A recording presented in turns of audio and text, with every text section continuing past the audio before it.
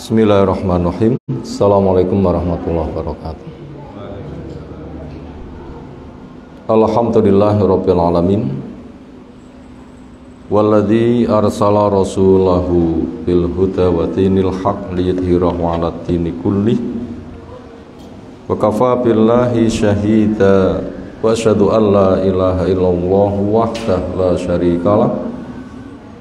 Wa asyhadu anna Muhammadan abduhu wa rasuluh. Allahumma shalli ala Muhammad wa ala alihi wa ashabihi wa man tabi'ahum bi ihsanin ila yaumiddin. Ya ayyuhalladzina amanu taqullaha haqqa tuqatih wa la tamutunna illa wa antum muslimun wa ba'du. Wa inna asdaqal hadisi kitabullah wa khairal hadyi hadi Muhammadin sallallahu alaihi wasallam. Syarrul umuri muhdatsatuha fa inna kulla muhdatsatin bid'ah wa kulla bid'atin dhalalah wa kulla dhalalatin finnar. Ayyuhal ikhwah, azza subhanahu wa ta'ala, alhamdulillah.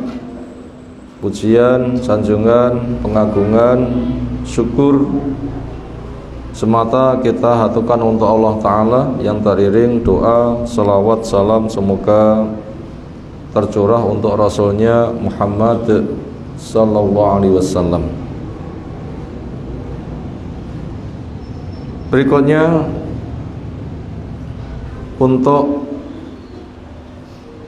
lebih mengambil faidah mendalam hari-hari yang kita jalani di Ramadan kali ini, untuk mempertanggungjawabkan waktu yang kelak kita akan ditanya, waktumu habis untuk apa? Kita siapkan semuanya,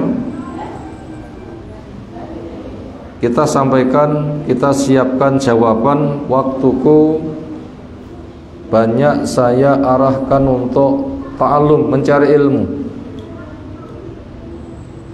untuk mengamalkan ilmu, untuk mendakwahkan ilmu, untuk memberikan fasilitas dukungan pelancar suksesnya ilmu. Karena semuanya punya kesempatan, punya saham di dalam ilmu. Karena kegiatan yang paling utama itu adalah ilmu. Sebagaimana yang disampaikan Nabi SAW, khairukum man ta'allamal Qur'an wa 'allamahu. Sebaik-baik kamu siapa? Orang yang mempelajari Al-Quran dan dia mengajarkannya. Sehingga apabila kita bisa menyiapkan untuk hal yang demikian, insya Allah waktu kita akan amat sangat bermanfaat. Di balik itu kita wajib ingat bahwa waktu yang dijatahkan untuk umat ini tidak lama, amat sangat sedikit dibandingkan waktu yang pernah diberikan kepada Nabi Nuh. Berapa umur Nabi Nuh? Dakwahnya saja 1000 tahun kurang 50. Tentunya itu bukan waktu total, karena Nabi Nuh nggak jadi nabi ketika masih lahir. Sehingga sebagian penafsiran ada yang menjelaskan diangkatnya menjadi nabi Nuh itu umur 250 tahun. Kemudian selepas umat ditenggelamkan yang kufur, untuk membangun masyarakat baru setelah banjir pun juga 250 tahun. 250 kali 2 sudah 500, ditambah 950, berapa total? 1450. sementara Nabi kita SAW meninggalkan kepada kita hijriyahnya belum sampai 1450, masih 1444. Sementara umur yang kita alami sekitar 60 atau 70 tahun. Makanya apabila waktu yang hanya sebentar seperti itu, apabila kita tidak mengisinya dengan kegiatan terbaik, maka rugilah. Maka untuk itu sisa waktu yang ada kita gunakan waktu untuk kegiatan yang paling baik. Apa itu tadi? Ilmu. Peran kita apa? Selalu cari ilmu, mengamalkan, mendakwahkan. Waktu longgar kita gunakan sebagai pemberi sarana. Sebagai pemberi sarana. Apa yang bisa kita sumbangkan? Kita banyak punya kesempatan. Maka termasuk sore hari ini kita gunakan untuk pendalaman. Semoga saja apa yang akan kita pelajari kesempatan sore hari ini Allah memberikan ilmu bermanfaat untuk kita semuanya. Apa tema yang kita angkat? Dampak puasa di dalam kehidupan bersosial. Ketika kita berpuasa itu manfaatnya sangat banyak. Tidak satu, tidak dua, tapi banyak. Yang kita soroti kali ini adalah dampak puasa di dalam kehidupan bersosial. Ketika kita bermasyarakat, bergaul, serawung, itu ada manfaatnya dari puasa yang kita jalani. Apa alasan tema ini kita angkat? Jawabnya, semangatnya kaum muslimin menyambut Ramadan. Sekitar 2 minggu yang lalu, 2 pekan yang lalu, gejala masyarakat bangkit menyambut Ramadan sudah tampak belum? Sudah sangat tampak. Apa itu? Ngecat masjid, resik-resik dalani, buat pedagang menyiapkan dagangannya. Seringnya menjelang Ramadan dagangan pasar laris, dan berbagai macam kegiatan yang lain, dan berbagai macam himbauan akan datangnya Ramadan. Mari kita sambut, mari kita sambut, mari kita sambut, itu selalu menggaung. Ini memberitahu kepada kita bahwasanya semangat kaum muslimin untuk menyambut Ramadan itu sangat besar.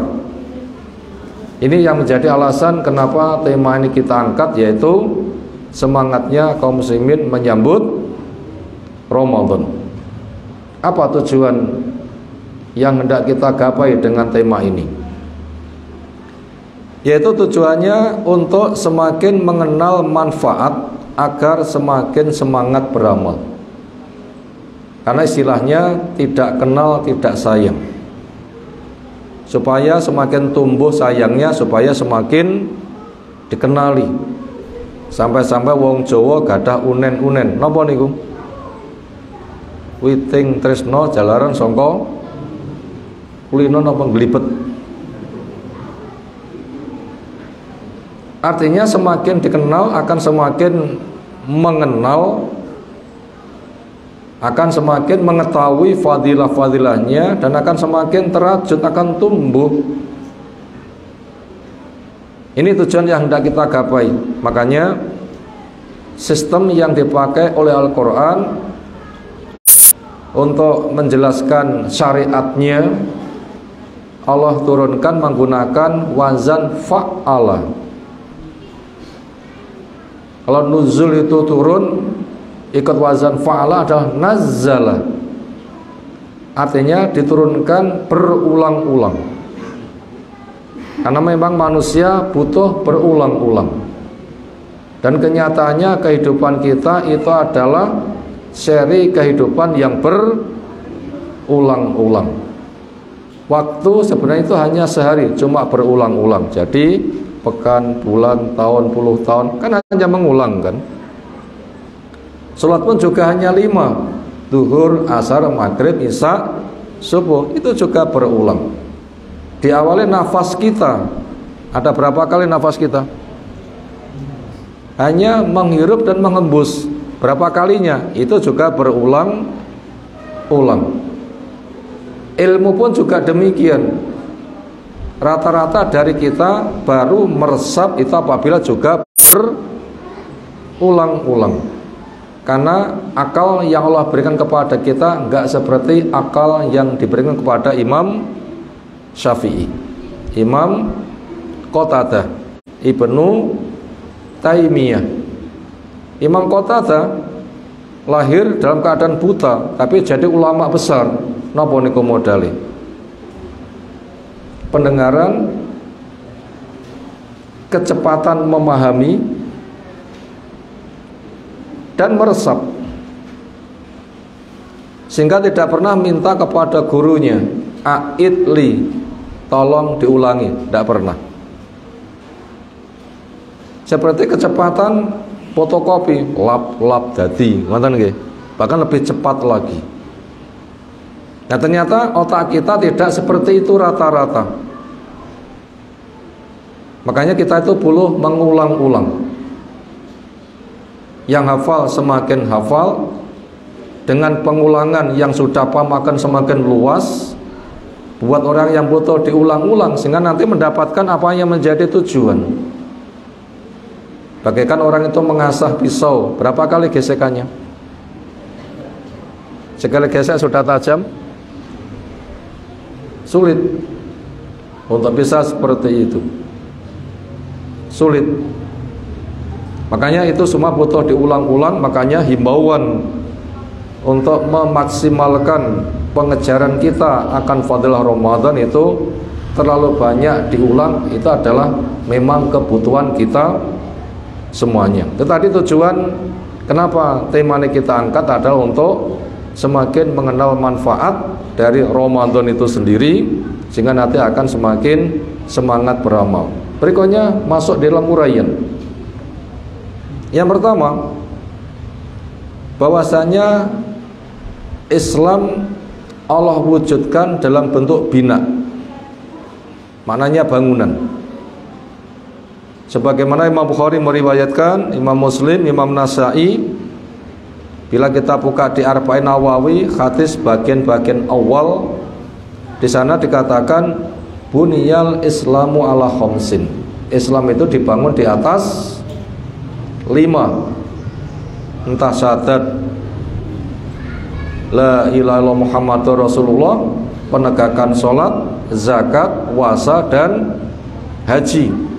Ada 5 rukun. Ketika tersusun itulah jadi bangunan Islam. Jadi Islam itu adalah bangunan. Bagian yang B, karena Islam itu bangunan, maka orang yang ingin selamat maka silahkan masuk di dalam bangunan. Karena bangunan itu melindungi. Kita punya rumah, bangunan itu jelas melindungi. Dari panas iya, dari dingin iya, dari ancaman barang rusak karena terlindungi juga aman. Nah, banyak fadilahnya. Bahkan bisa menjadi benteng, tempat persembunyian. Dan itu penting sekali untuk keberadaan kita semuanya. Maka daripada itu orang diperintahkan dengan udkhulu fis-silmi kafatan. Masuklah kalian di dalam Islam secara menyeluruh.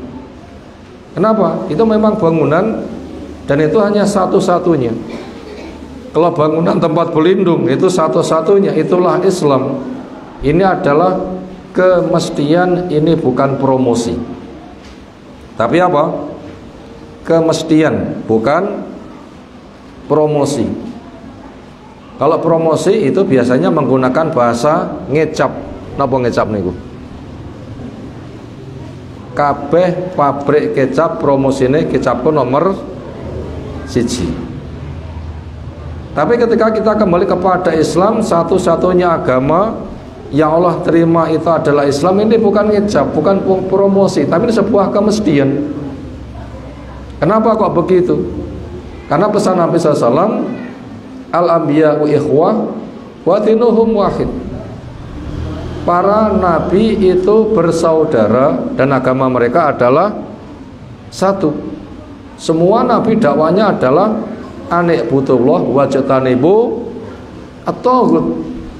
Sembahlah Allah saja dan jauhi taghut. Fattaqullaha wa ati'un. Jaga dirimu dari murka Allah dengan taat dan taatilah saya. Semuanya itu begitu. Dan bapaknya para nabi tahap 1 dan tahap 2 itu agamanya sama. Siapa bapaknya para nabi? Bapaknya para nabi tahapan pertama Nabi Nuh. Setidaknya di sana ada 5 nabi dari keturunan Nabi Nuh. Siapa itu? 1 Nabi Hud, 2 Nabi Soleh, 3 Nabi Ayub, nomor 4 Nabi Ibrahim, nomor 5 Nabi Lut. Ini bapaknya para nabi tahapan pertama. Lalu bapaknya para nabi tahapan nomor 2 itu Nabi Ibrahim, dengan 2 istri membangun 2 negara besar raksasa menjadi sentra dunia. Dengan istri kedua lahir anak pertama, itulah Hajar, lahir anak namanya Ismail. Peradaban yang dibangun Mekah Al-Mukarramah ada di Jazirah Arab. Yang dari situ ada nabi yang terakhir, nabi terbesar, nabi terbaik, rasul terbaik, ulul azmi terbaik, imamnya para nabi, penutup, al-aqib sang penutup. Al-aqib apa? Al-khotam, khotamun nabi atau al-aqib. Keduanya maknanya sama, tapi menggunakan lafaz al-aqib. Ini nama khusus untuk nabi, al-aqib, yaitu sang penutup. Ini lebih selamat. Karena kalau menggunakan makna khotam, walaupun itu benar, tapi ada peluang orang menyalahgunakan karena diberi nama cincin. Orang awam itu gampang terbawa. Tapi kalau al-aqib itu sudah penutup paling akhir. Sepertinya tidak ada alasan untuk dipalingkan maknanya. Nah begitu.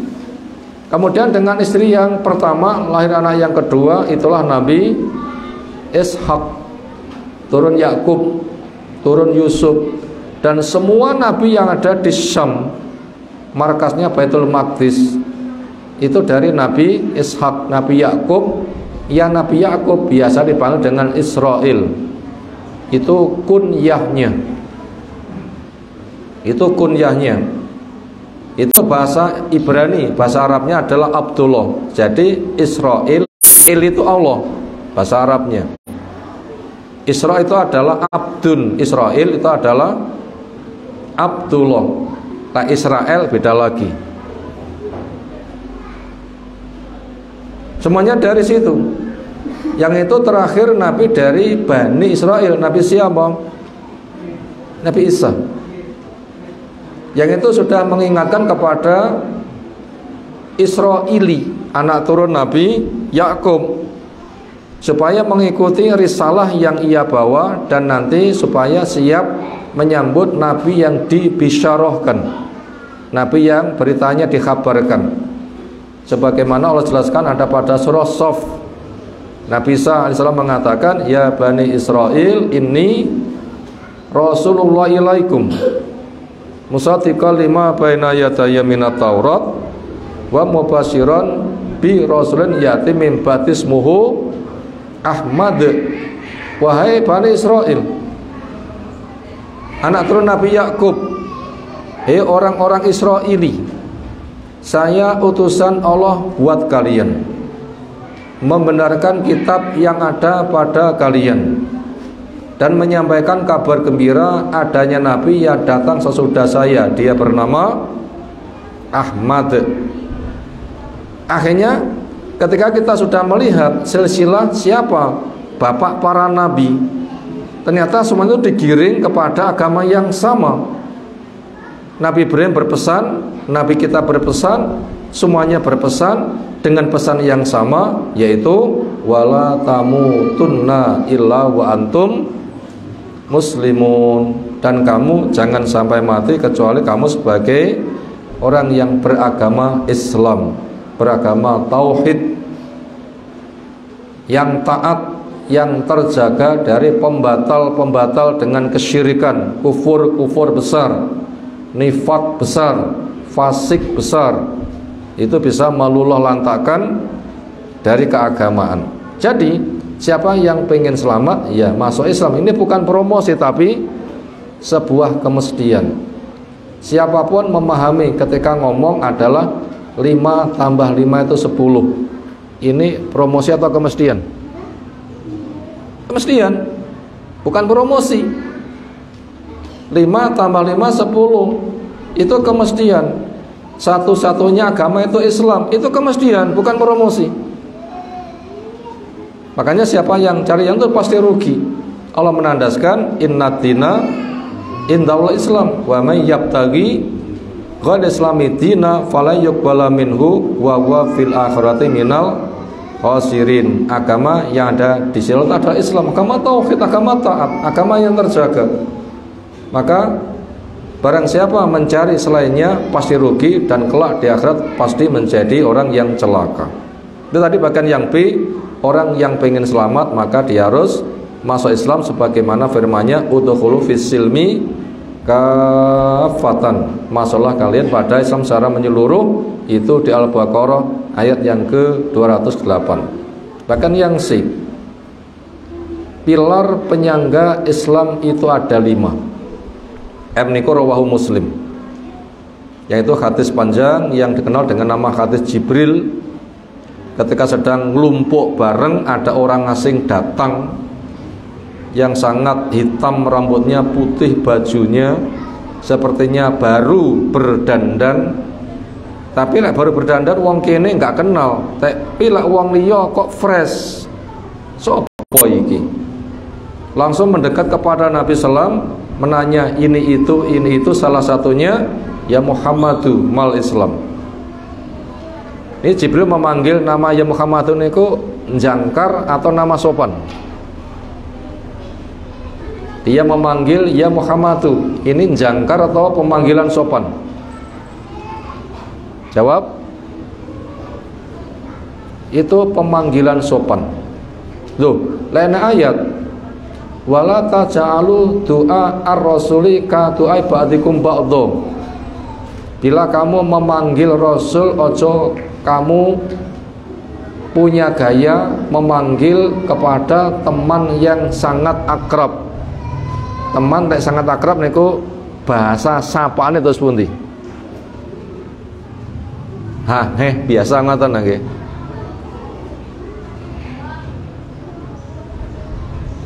Itu ada adabnya, sehingga nggak boleh memanggil Muhammad, tapi harus ya Nabi Allah, ya Rasul Allah. Nah, sementara panggilan tadi kan nggak memenuhi kriteria ini, kok dikatakan itu pemanggilan sopan? Kenapa? Karena itu adalah sapaan orang yang belum pernah kenal dan ketemu pertama, sapaan itu. Jadi gayanya orang Arab ketika menyapa sopan kepada orang yang pertama kenal menggunakan panggilan ya Muhammadu. Senajan jenenge duduk Muhammad. Kabeh wong ketika pertama kali ketemu mesti dipanggil ya Muhammadu. Senajan jenenge duduk Muhammad. Kenapa? Itu sapaan super sopan ketika ketemu pertama kali. Kemudian dia tanya, apa itu Islam? Dijawab dengan perincian rukun Islam yang 5. Antashhada alla ilaha Muhammadur Rasulullah wa tuqimas shalah wa tutiyaz zakah wa tasuma Ramadan wa tahajjul wa tahujjal baita in istata ilaihi sabila au kama qala Nabi sallallahu alaihi wasallam. Kita ulang, pilar penyangga Islam itu ada 5, yaitu rukun Islam itu ada 5. Itu dibagi menjadi 2, ada rukun fondasi, ada rukun pelengkap. 5 itu rukun. dibagi dua, yang dua rukun fondasi, yang ketiga sisanya rukun pelengkap. Lima-limanya sama-sama rukun. Semuanya itu rukun 5 itu. Kenapa mana rukun? Pilar penyangga, pokok rangkaian. Ada, nggak ada, ya nggak ada. Namanya sepeda motor, ada berapa rukunnya? Yang paling pokok ada berapa? Ada 3. 1 roda, 2 rangka, 3 mesin. Ada rangka, ada mesin, nggak ada rodanya, apa namanya? Dan seterusnya. Itu tidak bisa ditawar, harus ada semuanya. Maka 5 ini tidak bisa untuk ditawar. Cuma nanti praktek pelaksanaannya, ada yang menjadi fondasi, mesti ada yang ditoleransi. 2 itu mesti, sisanya berpotensi ada toleransi. Makanya dikatakan 2 menjadi rukun, 3 sisanya menjadi rukun pelengkap. Rukun fondasi dan rukun pelengkap. Apa yang jadi rukun fondasi? Ikrar 2 kalimat syahadat. Pengakuan Allah itu satu-satunya ilah yang disembah dengan benar, dibuang sesembahan batil. Ikrar untuk praktek harus niru dengan apa yang dicontohkan Nabi, tidak boleh pakai cara yang lain. Itu yang pertama. Yang kedua, penegakan sholat. Sehingga kita ditargetkan 24 jam itu sholat. Gimana caranya? Selesai asaran, duduk menunggu maghrib, duduk dianggap sholat. Selesai maghriban, duduk menunggu isya, dianggap sholat. Selesai isyaan, nunggu subuh, disambi.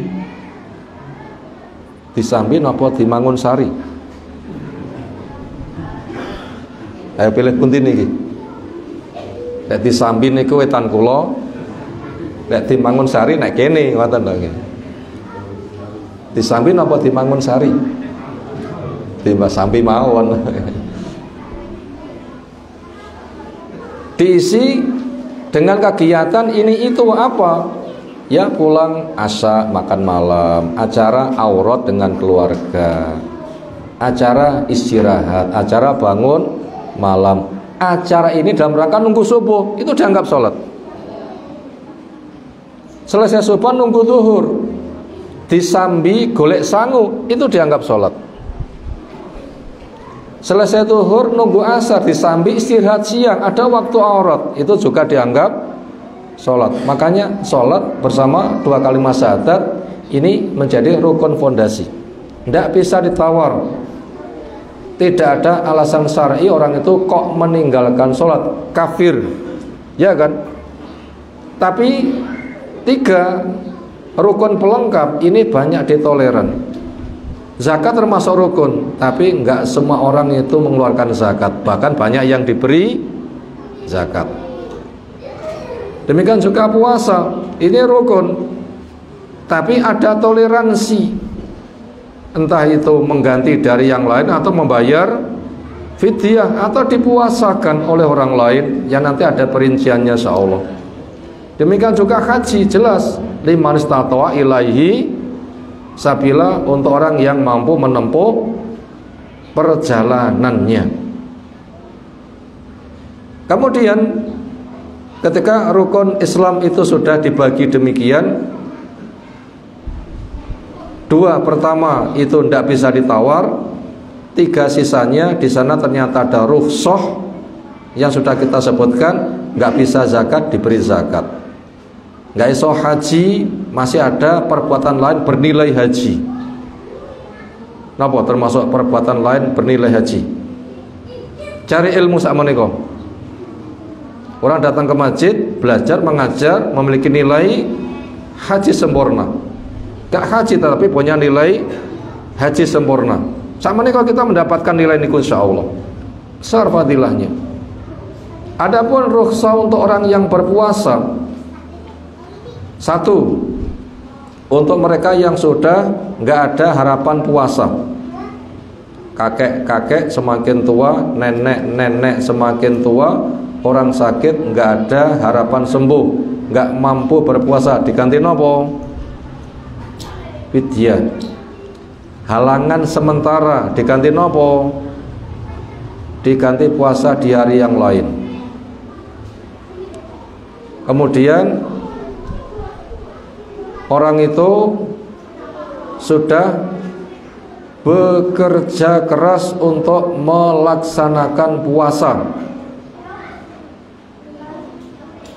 kemudian sudah berusaha melaksanakan, tetapi di tengah jalan mati, ganti puasa enggak? Enggak, kenapa? Sudah melaksanakan enggak diberi waktu. Atau mungkin diganti oleh orang lain, misalnya orang itu punya utang poso, wis dilekne berulang-ulang, panggah ra budal-budal, lendo utangmu piro ndang, panggah ra budal-budal, akhirnya kedahuluan mati. Ini diganti keluarganya. Diganti siapa? Keluarganya. Ternyata itu ada rukhsah. Ada apa? Ada rukhsah. Tapi kalau ikrar 2 kalimat syahadat puasa, ada rukhsah? Enggak ada. Rukhsahnya untuk ibu-ibu yang sedang haid baru, nifas baru. Tapi tidak bisa diganti sholat oleh orang yang lain. Rukhsahnya sholat paling zuhur 4 jadi 2, dan 4 yang lain. 2 waktu jadi 1 namanya jamak, pol-poli begitu. Tapi kalau puasa, zakat, haji itu rukhsahnya lebih luas lagi. Berikutnya kita masuk bagian yang E, dampak dari puasa. Luas sekali. Yang kita sebutkan pada tema itu 1, di sini kita sebutkan dampak puasa itu ada 3. Kita lek puasa niku manfaatnya nopo, ngoten nggih. Dampak niku maksudnya ngoten. Tiang dahar napa manfaatnya? Waret, rasa, etes, liyere ilang, ngoten nggih. Itu namanya dampak. Pengaruh manfaatnya itu apa? Yang pertama, pengaruh puasa untuk akhirat, yaitu terjaga dari neraka, sebagaimana dari makna takwa itu sendiri. Napa makna takwa? Ittikhadul wiqayah min suhtilah wa adzabi bi fi'lil awamir wa jitnabi an-nawahi wa kulliha ala nurin minallah birraja wal khauf. Takwa adalah memasang benteng supaya tidak terkena murka dan siksa Allah. Bentuknya ilmu syar'i, tahu jalan surga dikerjakan dengan penuh harap, tahu jalan neraka ditinggalkan dengan penuh kecemasan. Ketika semua ia kerjakan dengan penuh kecintaan agar Allah mengabulkan apa yang menjadi harapan. Itu namanya takwa. Sehingga apabila orang itu takwa terjaga, diharapkan nanti masuk surga tanpa hisab, tanpa azab, meniti di atas jembatan yang bergerak-gerak, licin dan gelap. Nanti akan diberikan cahaya lap tekonggen. Itu namanya takwa. Itu takwa yang terpaling baik. Makanya kata takwa itu juga menjadi doa kita dengan Rabbana atina fid dunya hasanah wa fil akhirati hasanah. Ketiga, wakina, lafadz ki dari kata wakoyaki, fi'il amarannya berbunyi ki. Kata menunjukkan perintah berbunyi nopo? Ki, kof, kasroh, ki. Niku jadi kata wakoyaki wikoyatan. Fi'il amar berbunyi ki. Napa niku maknane? Wakina, jaga saya. Kata takwa ngisang kata wakoyaki, kut wazan ifta'ala ittaqo. Kut wazan ifta'ala ittaqo. Ketika belum wazan kut wala, kedua wazan sulasi mujarrodnya wakoyaki dengan ki, itu maknanya adalah jaga. Jagalah saya dari neraka. Ini fadilah takwa yang paling gede. Memang puasa gitu fungsinya. Dikatakan as-saumu junnatun, puasa itu adalah benteng. Dan bahkan di setiap malam waktu berbuka, memang malam semuanya waktu berbuka, maknanya sepanjang malam boleh makan. Sak wayah-wayah itu waktu berbuka. Itu selama Ramadan waktu pembebasan dari api neraka. Ibnu Majah meriwayatkan, inna lillahi inda kulli fitrin utaqo wa dzalika fi kulli lailatin. Sesungguhnya buat Allah setiap kali berbuka, maknanya di waktu berbuka, di waktu malam, dimulai dari berbuka maghrib, ada hamba-hamba yang dibebaskan dari neraka, dan ini terjadi setiap malam. Maka siang hari kita berpuasa, malam hari berdoa. Siang hari berpuasa, malam hari berdoa. Kenapa? Malam itu waktu doa. Sepanjang malam waktu berdoa. Sepertiga malam intisari berdoa. Di waktu Ramadan, sepanjang Ramadan, setiap malamnya waktu pembebasan dari api neraka. Loh, luar biasa. Ini fadilah puasa untuk akhiratnya. Berikutnya, dampak puasa untuk pribadi. Ini sudah Allah jelaskan ada di surah At-Tolak yang rangkumannya. Wa may yattaqillaha, sapa sing takwa kepada Allah, napa gandengane?